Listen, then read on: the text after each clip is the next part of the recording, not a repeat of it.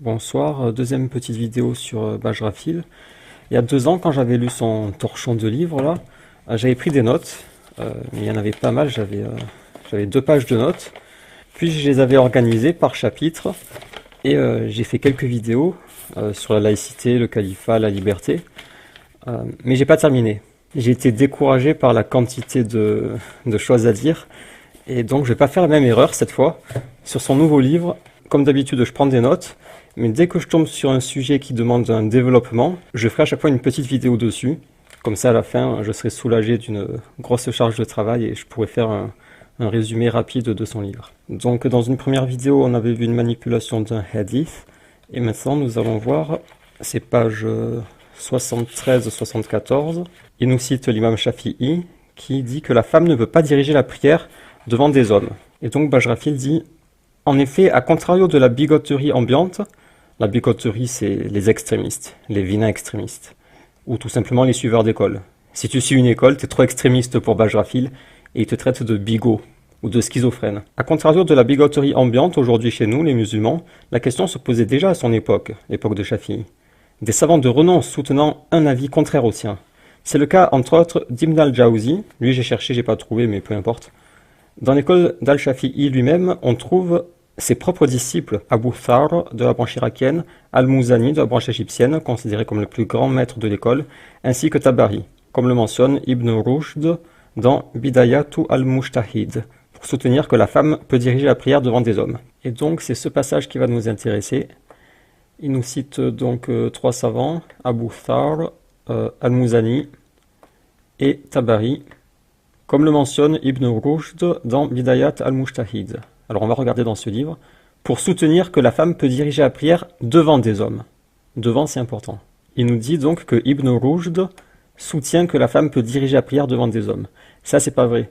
Parce que dans son livre, en fait, il cite toutes les divergences. Et sur le sujet de l'imamat de la femme, il cite tout simplement la divergence. Donc là, je suis dans le livre de Ibn Rushd, dont parle Bajrafil, page 339. Je m'en étais déjà servi de ce livre. Donc les savants ont divergé à propos de l'imamat de la femme. Selon la majorité, elle ne peut pas diriger l'homme dans la prière. Et ils ont divergé sur est-ce qu'elle peut être imam pour les femmes. Est-ce qu'une femme peut diriger la prière des femmes? Cela est permis d'après Shafi'i. Et cela est interdit d'après Malik. Je crois que l'école malikite, c'est la seule dans laquelle la femme ne peut pas diriger la prière des femmes. Mais ce sujet, il ne nous intéresse pas. Ce qui nous intéresse, c'est diriger la prière des hommes. Est-ce que la femme peut diriger la prière des hommes? Donc il nous dit, la majorité disent que non. Et là, il ajoute, Abu Thawr et Tabari ont dévié, ça veut dire ils ont dévié de l'opinion majoritaire, car ils ont permis l'imamat de la femme sur les hommes de façon absolue. Donc comme nous avait dit Bajrafil, Ibn Rushd cite dans ce livre Abu Thawr et Tabari. Sauf qu'il ne les mentionne pas pour soutenir que la femme peut diriger la prière devant des hommes. Il ne soutient pas cet avis. Il les cite pour signaler la divergence. Donc ça, c'est un premier problème, je vais mettre en rouge, c'est qu'il ne le soutient pas. Il ne soutient pas que la femme peut diriger la prière devant des hommes. Deuxième problème, c'est sur le mot « devant ». Je ne suis pas certain, mais il me semble que c'est faux. Ceux qui disent qu'il est permis à la femme de diriger la prière des hommes, ils disent pas que c'est devant, ils disent que c'est derrière, elle doit rester derrière. Un troisième problème, c'est que c'est un avis marginal. C'est même pas un avis faible, c'est un avis marginal. Ça veut dire que ce n'est pas un avis qu'il faut suivre. Ce n'est pas parce qu'il y a 2 ou 3 savants qui ont divergé de tous les autres savants qu'il faut les suivre. C'est un avis marginal qui ne doit pas être suivi. Et Bajrafil, il aimerait suivre cet avis et il le propage, non pas parce qu'il est convaincu par l'argument, mais parce que ça va dans le sens de ses passions. Mais admettons que quelqu'un veuille suivre l'école de Tabari, par exemple. Moi, si je veux suivre l'école de Tabari, le problème c'est que Bajrafil va me traiter d'hérétique, d'extrémiste et de bigot. Parce que dans l'école de Tabari, il y a ce que Bajrafil appelle de l'extrémisme. Si je suis l'école de Shafi'i, pareil, il va me traiter d'extrémiste, de bigot et d'ignorant. Si je suis l'école malikite, pareil, n'importe quelle école ou n'importe quel savant que je suivrai, je me ferai traiter d'hérétique et d'extrémiste et de bigot par Bajrafil. Parce que ce qu'il fait en fait, c'est qu'il pioche un peu partout, il picore des avis marginaux pour construire sa propre religion selon ses passions. Mais ça marche pas comme ça, monsieur Bajrafil, vous le savez très bien. Tu n'as pas le droit de picorer des avis marginaux pour construire ta propre religion sur mesure, sachant que lorsqu'il trouve aucun avis qui va dans le sens de ses passions, il invente lui-même un nouvel avis. Donc maintenant, on va regarder de plus près les avis de ces trois savants, Abu Thawr, Muzani et Tabari. Comme l'explique un peu plus bas Ibn Rushd, les arguments de Tabari et de Abu Thawr, c'est le hadith de Waraqah. C'est une femme qui connaissait très bien le Coran, qui pouvait le réciter, et le prophète lui a permis de diriger la prière dans sa maison.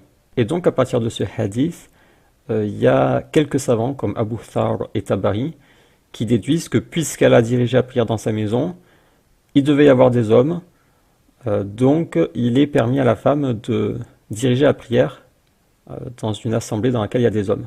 Je ne crois pas qu'ils disent qu'elle peut diriger devant, elle doit rester derrière, mais elle peut diriger la prière. Donc c'est un avis qui est marginal, qui a déjà été réfuté, qui n'est pas à prendre en compte. Dans aucune école, la femme peut diriger la prière des hommes. Et d'ailleurs, le hadith de Waraqah, qui est leur argument, c'est un hadith qui est jugé sahih selon certains, mais il est jugé non authentique selon d'autres. Si vous le montrez à Karim al-Hanifi, il va démolir la chaîne de transmission. Mais bizarrement, l'imam Bajrafi, qui d'habitude s'amuse à rejeter les hadiths et dire que ils ont fait l'objet de beaucoup de débats, que leur authenticité n'est pas certaine, elle a été discutée. Bizarrement, là, il n'émet aucun doute sur l'authenticité de ce hadith qui peut facilement être considéré comme faible. Pour Al-Muzani, qui n'a pas été cité par Ibn Rushd, il semblerait que ce soit une erreur. Là, je suis dans Mukhtasar Al-Muzani, page 37. Al-Muzani a dit, il a fait une analogie, toute personne qui prie derrière quelqu'un en état d'impureté majeure, ou derrière une femme, ou derrière un fou, ou derrière un kafir, un mécréant, sa prière est valide. Si on arrête la lecture là, on a l'impression qu'il dit que la femme peut diriger la prière de l'homme. Puisqu'il dit toute personne qui prie derrière quelqu'un en état d'impureté majeure ou une femme, sa prière est valide. Et même un mécréant peut diriger la prière et sa prière est valide. Sauf que si on continue la lecture, si il ne le sait pas. En fait, la prière est valide si la personne ne sait pas que l'imam est en état d'impureté majeure, ou une femme, ou un fou, ou un mécréant. Il n'a pas à refaire la prière, elle est valide. Ça ne veut pas dire qu'un mécréant peut diriger la prière, ni qu'une femme peut diriger la prière.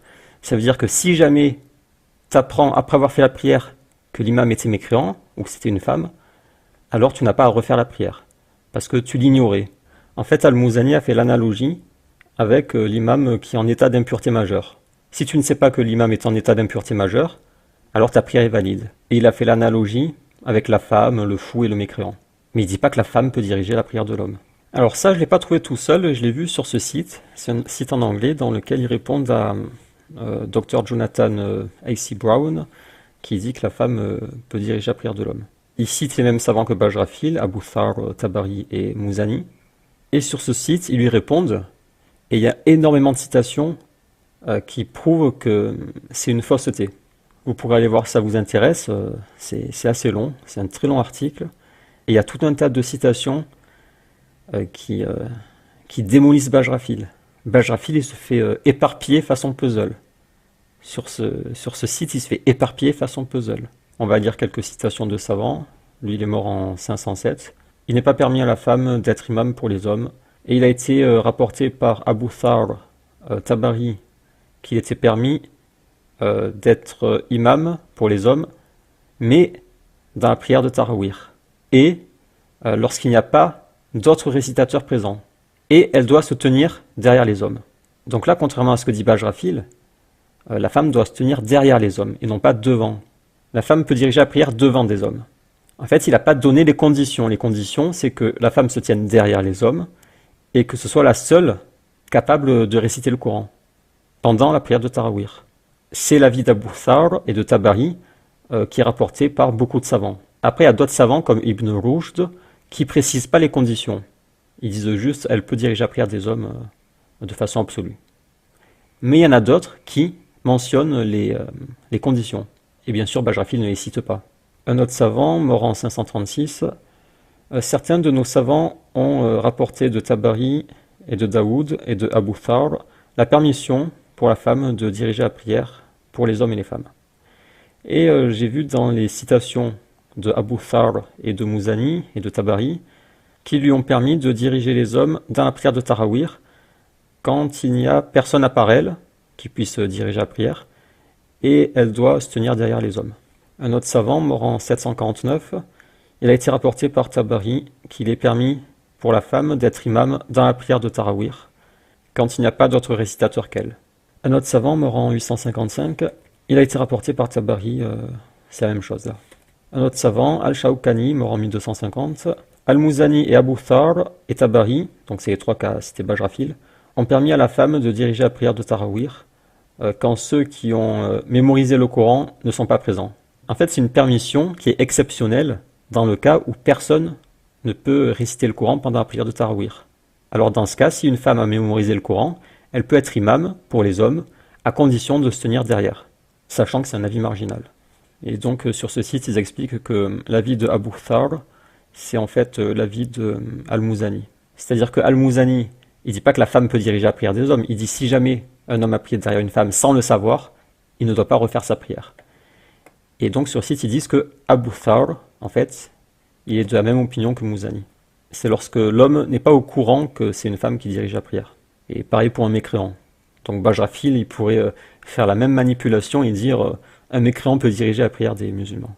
Un autre savant, mort en 318, un groupe de savants a dit il n'y a pas à refaire la prière pour celui qui prie derrière un mécréant. Et c'est l'avis de Abu Thar et Al-Muzani. Après, il y a des citations sur le consensus. Pour une femme, il n'y a pas de divergence sur l'interdiction pour un homme de la suivre dans la prière. Là, c'est Ibn Hazm. Et les savants sont d'accord que la femme ne peut pas être imam pour les hommes quand ils savent que c'est une femme. Et s'ils le savent que c'est une femme et qu'ils font la prière, alors leur prière est invalide par consensus. Un autre savant, il y a consensus des savants qu'une femme ne peut pas être imam pour les hommes. Un autre, il n'y a pas de divergence qu'une femme ne peut pas diriger la prière des hommes dans la prière obligatoire. Parce que comme on l'a vu, il y a divergence pour la prière de Tarawih. Un autre savant, et ils sont d'accord qu'une femme ne peut pas être imam pour les hommes quand ils savent que c'est une femme. Bon, c'est pareil que tout à l'heure. Un autre savant qui cite le consensus sur l'interdiction pour la femme de diriger les hommes. Bon, on va pas tout lire, hein. Consensus. Là, on a An-Nawawi. C'est notre opinion et l'opinion de la majorité des savants, des anciens et des récents. Et Al-Bayhaqi l'a rapporté des 7 savants de Médine, qui étaient des tabi'in, et c'est aussi l'avis de l'imam Malik, de Abu Hanifa, de l'imam Soufiane, l'imam Ahmad, l'imam Daoud. En fait, Bajrafil voudrait délaisser tous les savants pour suivre un avis marginal de Tabari, qui déforme au passage.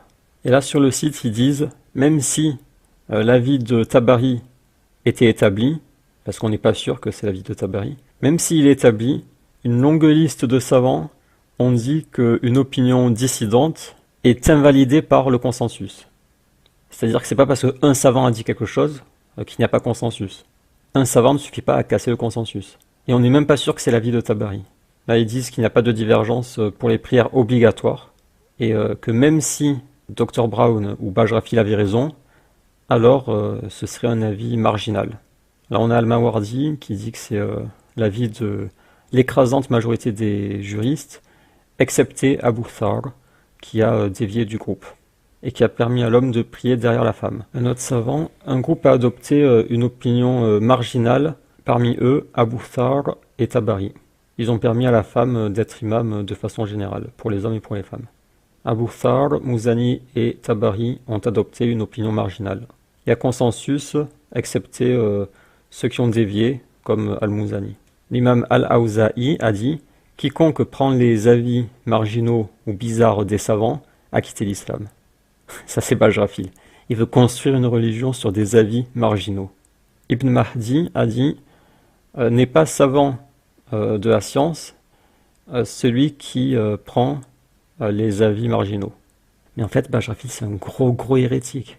Je le savais déjà, mais plus je lis, plus je me rends compte que le type, il est totalement cinglé. Bajrafil, c'est un cinglé. Il passe son temps à manipuler les textes, parfois à falsifier, à déterrer des avis marginaux. Et quand tu veux tout simplement suivre une école ou suivre l'avis majoritaire, il t'insulte. Il dit que t'es un schizophrène, un extrémiste, un bigot, et que t'as rien compris à l'islam, et que c'est lui, avec ses passions et ses avis marginaux, et ses avis qu'il invente lui-même, c'est lui qui a compris l'islam. Tous les savants, en fait, c'est des abrutis, en fait. 100% des savants sont des abrutis, à part quelques soufis, peut-être, encore pas sûr. Et il n'y a que Bajrafil qui est éclairé. C'est dingue, hein. Il est interdit de suivre quiconque en dehors des 4 savants, des 4 imams, non pas parce qu'ils ne méritent pas d'être suivis, mais parce qu'il est difficile d'enregistrer leur opinion et parce qu'elles ne sont pas correctement établies. Donc celui-là, il est interdit de suivre d'autres que les 4 imams, parce que ce qui est rapporté des autres n'est pas suffisamment fiable. Alors que les 4 écoles, elles sont très solides et très fiables. C'est pour ça qu'elles existent encore aujourd'hui. L'imam Malik a dit « Une femme n'est pas imam ». Mais si vous dites à Bajrafil « Moi je suis l'imam Malik », ou n'importe quel savant, ou n'importe quelle école, il va vous tomber dessus, vous insulter, vous traiter d'ignorant. C'est pas possible, monsieur Bajrafil. Faut arrêter. Les musulmans ont le droit de suivre leurs savants, ils ont le droit de suivre leurs écoles. Ils n'ont pas à vous suivre vous et vos passions de traîtres vendus à la République. Bon, il y a vraiment beaucoup de citations. L'imam Shafi'i a dit « Un homme ne doit pas faire la prière derrière une femme. S'il le fait, alors il doit répéter la prière. » Mais monsieur Bajrafil, qui est censé être chafiite, il vient des Comores, il s'en fout. En effet, à contrario de la bigoterie ambiante, aujourd'hui chez nous les musulmans, la question se posait déjà à son époque, des savants de renom soutenant un avis contraire au sien. C'est le cas entre autres d'Ibn al-Jawzi, donc ça, si quelqu'un a des informations, ça m'intéresse. Dans l'école d'Al-Shafi'i lui-même, on trouve ses propres disciples, Abu Thar et Al-Muzani, considérés comme le plus grand maître de l'école, ainsi que Tabari, comme le mentionne Ibn Rushd, pour soutenir que la femme peut diriger la prière devant les hommes. Toujours Shafi'i, il n'est pas permis à la femme d'être imam pour l'homme dans la prière sous aucune circonstance.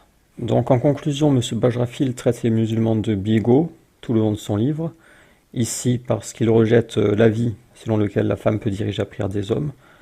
Or c'est l'avis majoritaire, c'est même un consensus célèbre si on accepte ces 3 savants. Pour Al-Muzani, on a vu que ça a été déformé. En fait, il ne dit pas que la femme peut diriger la prière, il dit que si l'homme ne sait pas qu'il a été dirigé par une femme, alors il ne doit pas refaire sa prière. L'avis de Abu Thar, c'est peut-être le même que celui de Al-Muzani, donc c'est la même chose.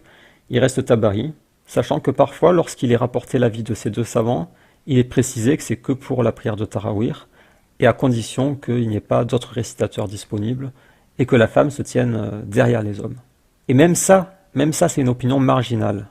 Et il traite de bigots, d'extrémistes, d'ignorants, les musulmans qui refusent de reconnaître l'avis marginal de Tabari, qui peut-être concerne uniquement la prière de Tarawih. Et il ment sur Ibn Rushd en disant qu'il soutient que la femme peut diriger la prière des hommes. C'est faux. Il a cité la divergence, et il n'a jamais dit qu'il fallait suivre l'avis marginal de Tabari. Il a dit que Tabari et Abu Thar ont dévié de la majorité. Ils ont une opinion marginale. Il n'a pas soutenu que la femme peut diriger la prière des hommes. Conclusion, il y a consensus sur la question, même s'il y a un avis marginal de Tabari et peut-être Abu Thar, ce n'est pas un avis à suivre. Comme il l'explique ici, les avis indépendants de savants, comme l'imam Tabari, ne doivent pas on ne doit pas agir selon ces avis, avant qu'ils ne soient établis de façon authentique. Parce qu'on n'est pas sûr que c'est vraiment l'avis de Tabari. Car il n'y a pas de déclaration explicite trouvée de l'imam Abu Thar et de l'imam Tabari. Donc, conclusion, consensus, l'avis marginal de Tabari ne doit pas être suivi. On va conclure avec ma phrase préférée de l'imam Al-Awza'i à propos de Bajrafil. Quiconque prend les opinions marginales des savants a quitté l'islam. Donc rendez-vous pour la suite de l'analyse de son pitoyable livre.